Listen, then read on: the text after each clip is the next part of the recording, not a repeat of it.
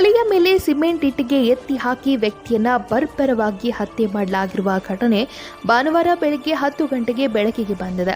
ವ್ಯಕ್ತಿಯನ್ನ ಬೆತ್ತಲೆಗೊಳಿಸಿ ಬರ್ಬರ ಹತ್ಯೆ ಮಾಡಿರುವ ದುಷ್ಕರ್ಮಿಗಳು ಎಸ್ಕೇಪ್ ಆಗಿದ್ದಾರೆ. ಬಾಗಲಕೋಟೆ ಮೂಲದ ಬಸವರಾಜ್ ಬೇವೂರು 35 ವರ್ಷ ಎಂಬಾತ ಕೊಲೆಯಾದ ವ್ಯಕ್ತಿ.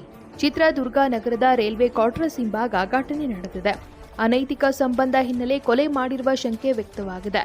ಸ್ಥಳಕ್ಕೆ ಡಾಗ್ ಸ್ಕ್ವಾಡ್ ಸೂಪೋ ಟೀಮ್ ಭೇಟಿ ನೀಡಿ ಪರಿಶೀಲನೆ ನಡೆಸಿದ್ದಾರೆ. ಸ್ಥಳಕ್ಕೆ ಎಸ್ಪಿ ರಂಜಿತ್ ಕುಮಾರ್ ಬಂಡಾರು, ಎಎಸ್ಪಿ ಕುಮಾರಸ್ವಾಮಿ ಭೇಟಿ ನೀಡಿ ಪರಿಶೀಲನೆ ನಡೆಸಿದ್ರು. ಹತ್ಯೆ ಬಳಿಕ ಆರೋಪಿಗಳು ಪರಾರಿಯಾಗಿದ್ದಾರೆ. ಚಿತ್ರದುರ್ಗ ಕೋಟೆ ಪೊಲೀಸ್ ಠಾಣಾ ವ್ಯಾಪ್ತಿಯಲ್ಲಿ ಕೊಲೆ ಪ್ರಕರಣ ದಾಖಲಾಗಿದೆ.